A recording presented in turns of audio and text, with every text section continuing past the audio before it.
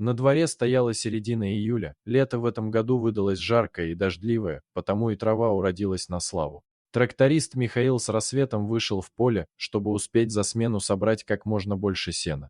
Ему предстояло собрать уже скошенную, высохшую траву в валки, чтобы потом спрессовать ее и убрать на долгое хранение в зиму. В этом году скотина точно голодать не будет, с удовлетворением подумал Мишка, глядя на уже проделанную работу. И правда, сена в этом году должно быть много. Лишь бы успеть вовремя убрать до дождей, чтобы не запрело, не погонило. А зимой коровы да лошади с удовольствием будут упоминать сено из лесных до полевых трав, чувствуя запах ушедшего лета. Несмотря на немодность и непрестижность, Михаил любил свою работу. Пускай он часто бывает перепачканным машинным маслом, а руки его от работы стали черствыми и шершавыми, зато он мог создавать что-то этими руками, а не просто перекладывать бумажки с места на место в каком-нибудь офисе, делать вид, что его работа крайне важна. Парень вновь улыбнулся сам себе, сидя за рулем трактора.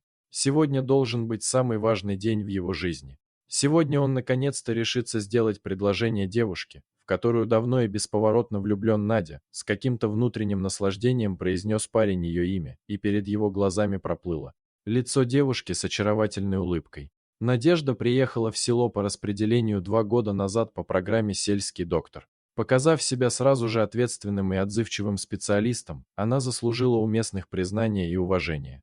И пускай по первости ей было тяжело самостоятельно разбираться во всех болячках и жалобах, обращающихся к ней, но девушка не отступала, постепенно набираясь опыта и уверенности в своих силах. Михаил вспомнил их первую встречу, и по лицу растеклась улыбка. Надя тогда только осваивалась в их селе и спросила у него, как пройти в сельмаг. А он, занятый починкой своего железного коня, что-то буркнул ей в ответ. Но, повернувшись к ней, тут же растаял. На него смотрела девушка с косичками, с букетом полевых цветов в руках. А на глазах ее, кажется, заблестели слезы от его грубого ответа. Михаил тогда сразу кинулся извиняться и утешать ее, а потом и вовсе отвез свою новую знакомую в магазин на тракторе. Теперь девушка уже только смеялась, отвечая на шутки и ухаживания парня. Эх, уже 2 года прошло, подумал Мишка и сжал руль своего трактора, выезжая на новую делянку, и чего я ждал, уже давно мог предложение сделать. Правильно мамка говорит, нерешительный я, мямля. Ну ничего, сегодня мне ничего не помешает, сегодня обязательно сделаю, твердо пообещал он сам себе. Заехав на новый участок, Михаил оказался в окружении деревьев. Это была большая лесная полянка, где уже не первый год люди заготавливали сено. Травы здесь были особенно сочными и запашистыми, и не мудрено, ведь тут было царство леса и дикой природы. Вокруг трещали неутомимые кузнечики и летали стрекозы, то тут, то там слышался перестук дятлов, убивающих свои ритмы на стволах деревьев. Даже увидеть рыжий бок лисицы или длинные уши зайца, торчащие из травы, тут было не в диковинку. Однако парень не замечал всей этой красы, привыкнув к ней с детства и считая все это чем-то обыденным и само собой разумеющимся. В мыслях он был совсем не здесь. Но вдруг, подцепив очередной клок будущего сена, он заметил лежащую в траве крупную собаку. Вот дуреха, чуть на вилы не отдел. Она лежит, хоть бы ей что, даже с места не сдвинулась. Возмутился парень такому беспечному поведению животного. Да и вообще, откуда она тут взялась? До деревни-то далековато будет. Неужто с дальней фермы вернулась? Выдвинул гипотезу Михаил и, заглушив двигатель, выскочил из кабины трактора, решив отогнать собаку и немного передохнуть. Но каково же было его удивление и даже ужас, когда, сделав несколько шагов по направлению к находке, он понял, что перед ним и не собака вовсе, а дикая волчица со своим выводком. Мужчина остолбенел, не понимая, что ему теперь делать, кинуться обратно. Но все знают, что волки, как и собаки, инстинктивно реагируют на убегающих, кидаясь за ними в погоню. Парень стал медленно пятиться, не спуская глаз с серой хищницы. Но почему же она так странно себя ведет? Вдруг озадачился парень.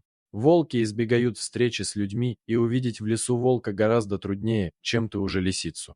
А это даже трактора не побоялась, с места не сдвинулась. Да еще и волчата с нею. «Больная, поди», — подумал Михаил, разглядывая лесную жительницу. Ну, в этот момент до его ушей донесся какой-то неестественный и чуждый этим местам писк. Волчица засуетилась, поднявшись со своего места, и начала что-то обнюхивать. «Так, есть», — писк повторился.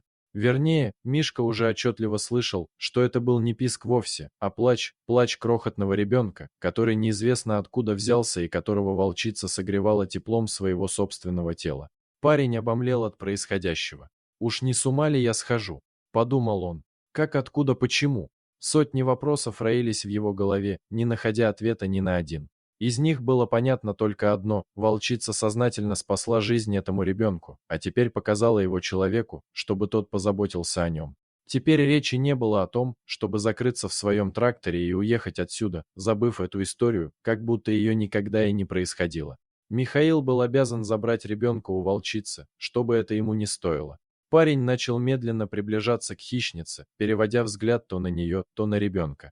А та, будто поняв, что человек наконец-то сообразил, зачем она здесь, не торопясь поднялась со своего места и, обнюхав всех своих волчат, словно пересчитав, скрылась в высокой траве, точно ее. Здесь и не было никогда.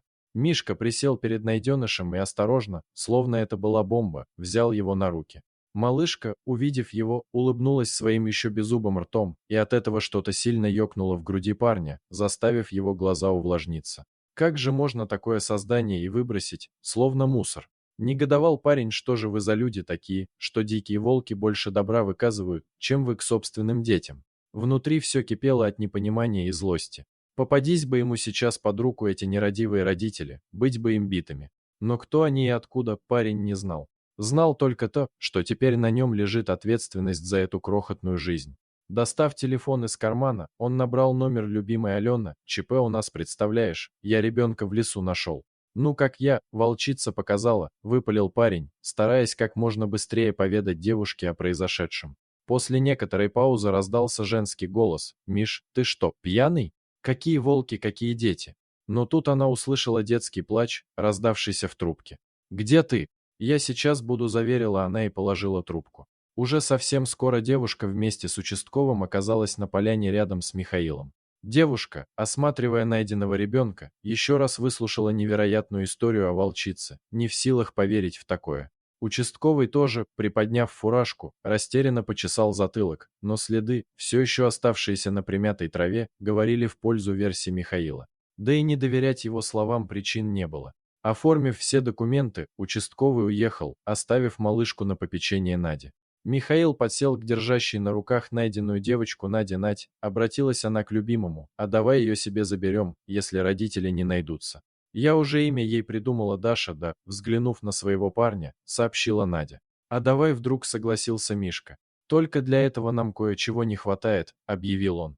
«Да и чего же?» — удивленно спросила девушка. Пошарив в кармане, Мишка вытащил небольшую коробочку. «А вот чего, выходи за меня, Надь, тем более вон у нас уже и ребенок есть», — смущаясь и радостно сказал он.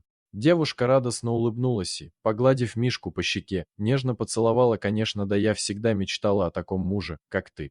«Ура!» — тихо, чтобы не разбудить Дашу, ответил Михаил и заключил будущую жену в объятия.